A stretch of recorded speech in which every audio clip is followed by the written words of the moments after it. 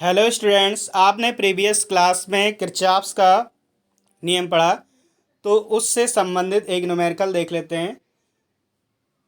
चित्र में दर्शाए गए नेटवर्क के प्रत्येक शाखा में प्रवाहित धारा का मान ज्ञात कीजिए। तो देखो बेटा, ये छोटा सा न्यूमेरिकल है। तो पहले चित्र से समझेंगे। इसमें प्रत्येक शाखा में डैट मीन्स आपको A B B C C D और ए डी, इन भुजाओं में आपको धारा का मान ज्ञात करना है। तो यहाँ पे सबसे पहले समझते हैं क्या होता है। देखिए ध्यान से, ये सेल लगा हुआ है तो सेल के हमेशा पॉजिटिव से नेगेटिव की ओर धारा प्रवाहित हो रही है। तो यहाँ पे मान लो धारा I1 प्रवाहित हो रही है। तो जब धारा I1 यहाँ पर प्रवाहित हो रही है तो किस तरह डिस्ट्रीब्यूट होता है ये आपको समझना होगा। यहाँ I प्रवाहित हो रही, जैसे ये पॉइंट ए पे पहुँचेगी दो भागों में बढ़ जाएगा। इस ओर सपोज I1 और इस ओर I2। अब बिंदु I1 जब यहाँ बिंदु बी पर पहुँचेगा तो दो भागों में बढ़ जाएगा। एक तो कुछ भाग इसका इधर चला जाएगा, तो सपोज ये I3 है, और जो शेष भाग है वो इधर चला जाएगा, यानी कि I1 माइनस I3 इधर आ जाएगा। अब देखिए बिंदु डी पर अगर आते हैं तो डी पर इधर से I2 आ रहा है, इधर से I3, तो दोनों मिलकर यहाँ आ जाएंगे I2 प्लस I3। अब ध्यान दीजिए, जब इस पर आएंगे तो इस पर जैसे ही आएंगे, कलर चेंज कर लेते हैं थोड़ा सा समझने में आसानी होगा।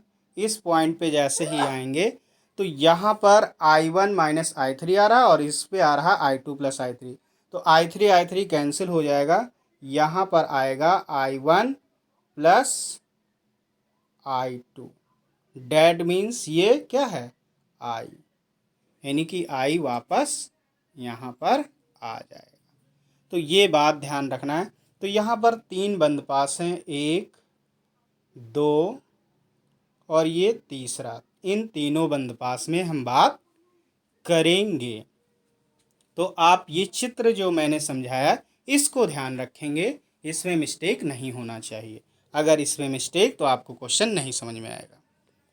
अब देखो बेटा ध्यान से, पहले अब बंद पास जो मैंने माना था, बंद पास एक, ये दो और ये तीन।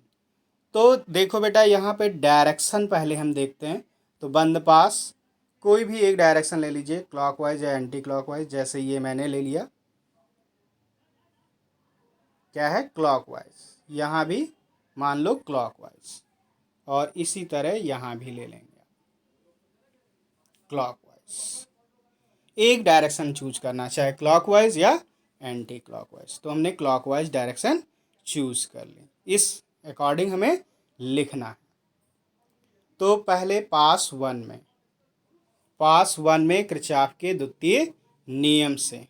तो देखो बेटा, संगत प्रतिरोधों, यहाँ पर क्या है, 10 के साथ I1, फिर इधर जो आएगा I3 आएगा, तो ये प्लस का होगा 5I3, और ये उल्टा है तो माइनस का 5I2 इक्वल्स टू 0।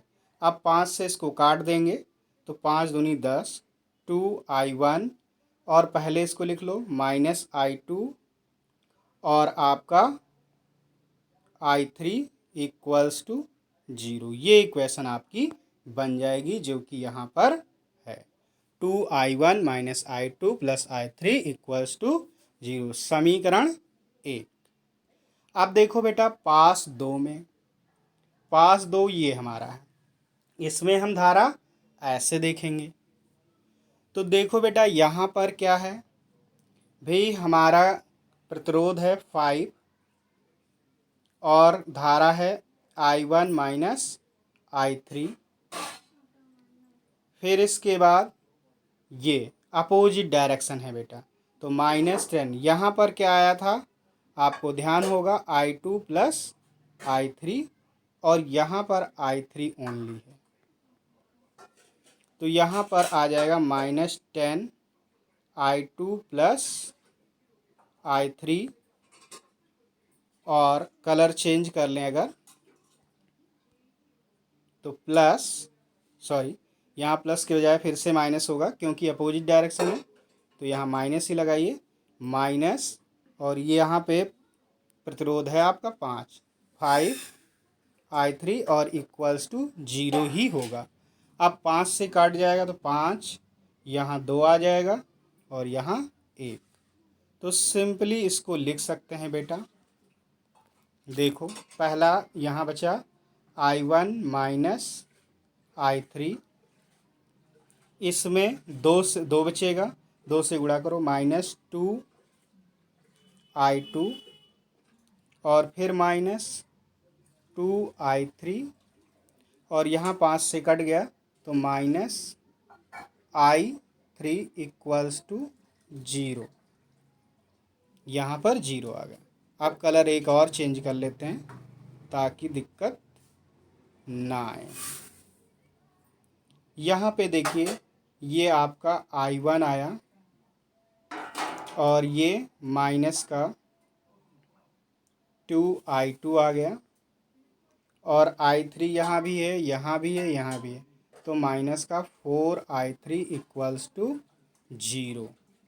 तो आपका ये आ गया। यहाँ पे सॉल्व करके I1 -2I2 -4I3 equals to 0, ये समीकरण 2। अब देखो बेटा लास्ट टॉपिक है हमारा ये पास 3। तो यहाँ पर आपको I2 करंट है, यहाँ I2 प्लस I3 है और इसमें अगर देखें तो I है, that means I1 plus I2 है। तो इस पास में हमें बात करनी है, तो ये ऐसे देख लीजिए, है ना, क्लॉकवाइज डायरेक्शन ये। तो आपका क्या आ जाएगा यहाँ पर,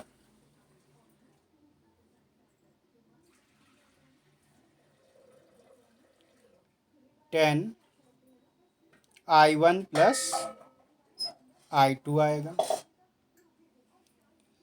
दूसरा 5I2 आएगा, फिर तीसरा यहाँ पे 10I2 प्लस I3 और इक्वल्स टू, यहाँ पर देखो बेटा विद्युत वाहक बल 10 है तो 10 ले लेंगे। अब यहाँ 5 से पूरी इक्वेशन को काट दीजिए, 5 से पूरी इक्वेशन को काटिए तो यहाँ 2 आएगा, यहाँ 5 कट गया, यहाँ भी 2 आया और यहाँ 2 आया।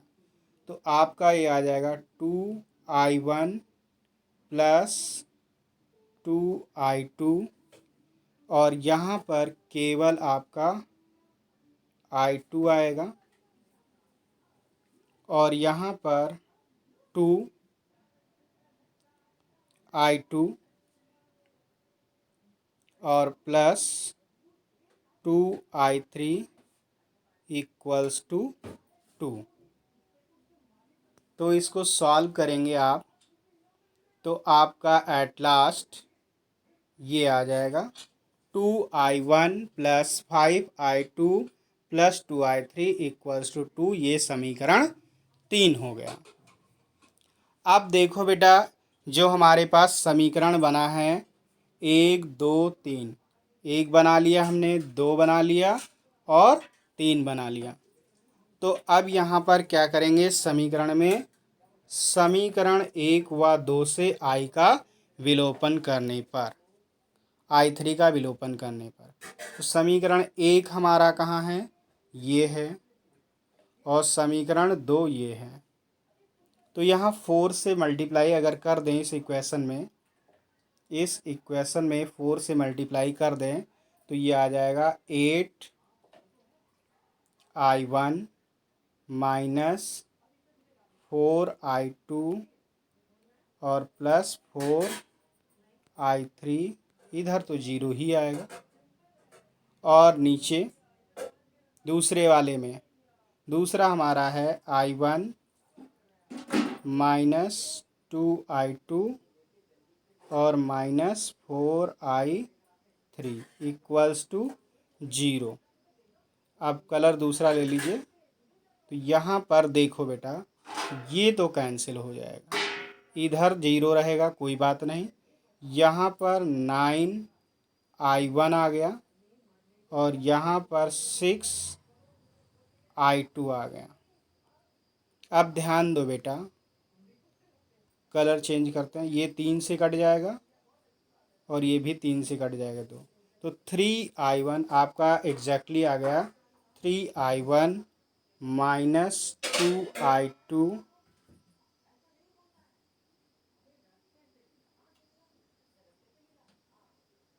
Equals to 0।